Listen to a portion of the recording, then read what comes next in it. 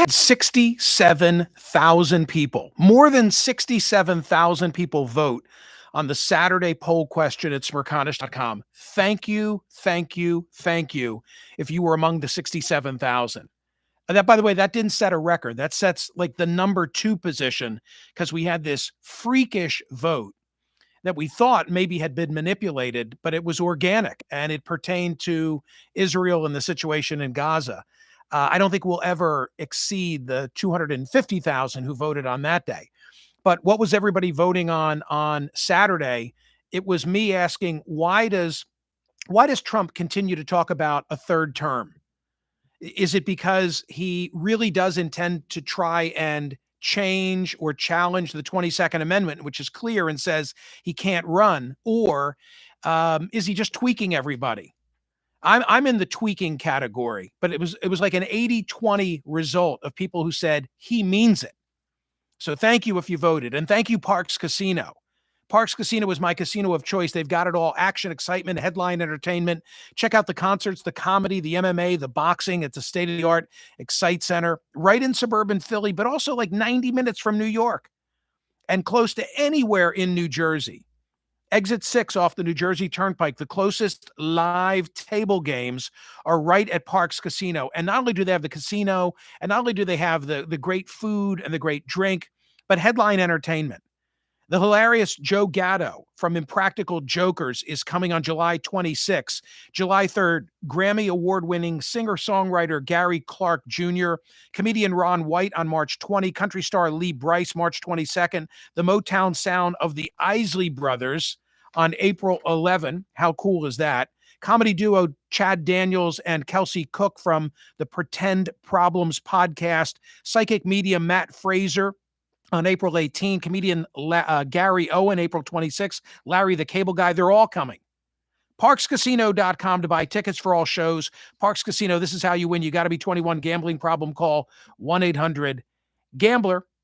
So the Monday poll question, after all this tremendous voting that we've just seen over the weekend, including having, 67,000 people vote on the Saturday poll question. Let's keep that going. Monday poll question is this: should the U.S. have a stake in Ukraine's natural resources as reimbursement for wartime support? My lead story today in the Smerconish.com newsletter is from Axios, talking about how Trump has put Ukraine in a vice. We are now 3 years out from the Russian invasion of Ukraine. Axios saying 3 years after Russia invaded Ukraine, Washington is shifting its pressure from Moscow to Kyiv as the Trump administration tries to end the war. President Trump's dramatic change in U.S. policy toward Russia shocked Ukrainian President Volodymyr Zelensky and is fueling fears among U.S. allies that the Trump administration will side with Moscow as it tries to negotiate an end to the conflict.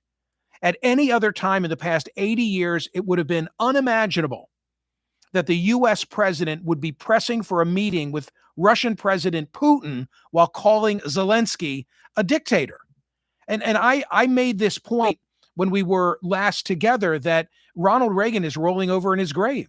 I don't know how much farther you can get from Mr. Gorbachev, tear down this wall, than the way in which Trump has treated Zelensky, calling him the instigator of the war. They shouldn't have started it, or words to that effect, calling Zelensky the dictator when the dictator is Putin. I mean, the New York Post on Friday, which I just had to purchase, had a cover of "This is a dictator," and 10 other Ukraine war truths we ignore at our peril. A really good job that was done in the New York Post by Douglas Murray, talking about, truth number 1, Vladimir Putin started the war. Truth number 2, Russia is fighting for conquest. Truth number 3, Ukraine is fighting for its independence. So I had a guest, a great guest on my CNN program on Saturday. Timothy Milanova is a former Zelensky administration official, served in Zelensky's cabinet. And what was really interesting in terms of my dialogue with Milanova is that I felt like I was more I felt like I was more offended than was he about Trump's treatment of Zelensky. And I think his position was one of, what are we going to do about it? We're offended too, but there's nothing that we can do. But more interesting was that his opinion was that the reason Trump is treating Zelensky the way that he is not so much about ending the war, but the minerals that Trump wants to extract from Ukraine as past payment for our support, as well as part of some future agreement where we're providing them some level of commitment for their future defense.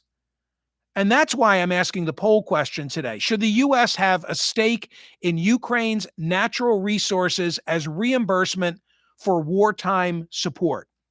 My view is that we should separate the past from the future. I think it sets a dangerous precedent if, when an ally of ours, and Ukraine is an ally, Ukraine might not be a member of NATO, but they're an ally, when they are staring in the face of an aggressive force in the form of Russia, I don't think the response of the United States should be one of, what are you giving us in return? If we're talking about a future commitment, a future safety commitment, I'm less offended by it. I am in agreement with President Zelensky, who says that what's happened in the past was a grant, not a loan. From the New York Post today, Ukrainian President Volodymyr Zelensky on yesterday, balked at signing any mineral rights deal with the U.S. that would be considered repayment for previous aid given under the Biden administration. Trump has been demanding such a pact. Ukraine has been pushing for a new security guarantee or fresh military funding in exchange for its minerals. Zelensky to reporters, I do not recognize that Kyiv owes the U.S. even $100 billion, he said. We agreed with Biden that this was a grant. A grant is not a debt. Trump has been, this is the Post, inaccurately repeating in recent weeks that the U.S. has given Ukraine an estimated $350 billion to defend itself against Russia, and that a deal granting Washington rights to hundreds of billions of dollars worth of critical and rare earth minerals in Ukraine should serve as back pay for aid offered to Kyiv before he took office. I'm asking if you agree with that. The poll question: should the U.S. have a stake in Ukraine's natural resources as reimbursement for wartime support? I found interesting that the Wall Street Journal was on the vanguard of some of this reporting this weekend. The Journal, in a story headlined "White House and Ukraine Close In on Deal for Mineral Rights," reported the following. Ukraine says it has Europe's largest reserves of titanium, which is used to make alloys for aircraft and naval vessels, and lithium, a key material in batteries for cars like mine. It also has deposits of rare earths essential in certain high-tech industries, including defense and renewable energy. While potentially plentiful, the reserves would require massive investment to develop, even in peacetime, and many are located in areas occupied by Russia. The minerals are also especially valuable to the U.S. because of heightened tensions with China and Russia, whose land masses now control a large portion of them. Zelensky had called the initial proposal unclear, saying it had demanded a 50% share of a list of mineral deposits. He said Trump's demand for $500 billion in minerals was excessive, saying the U.S. military and financial aid to Ukraine during the war totaled about $100 billion. You know what was really interesting about the Wall Street Journal story that broke over the weekend that had most of the good detail were the comments. I looked at the comments and it was like one end of the spectrum or the other. So, for example, Dave said, "Not sure I've ever felt more embarrassed to be an American. What happened to us? Like, I'm so embarrassed that we have our hand out to an ally that we just helped." To which Trond, that's the name, responded, "What happened to us? We grew up and we got real." That would be the MAGA response. Okay, how about this? Andrew, I look forward to an apology from all the leftist trolls hyperventilating on these articles who think we shouldn't get something in return for dumping billions of taxpayer dollars into a conflict that Ukraine never had a non-zero chance of winning. You can address said apologies to your president, Donald J. Trump. All right? MAGA response. What's the response to that? A person who said, this is like the police asking for a kickback when you're beaten up. Police come out, they respond, they save you, like, hey, a little something for the effort. Okay, one more exchange. Trump's idea is brilliant. It protects American interests, ensuring we get paid back something for our generous $175 billion. By the way, nobody can agree on what the number is. And how much of that was actually Ukraine buying equipment from us.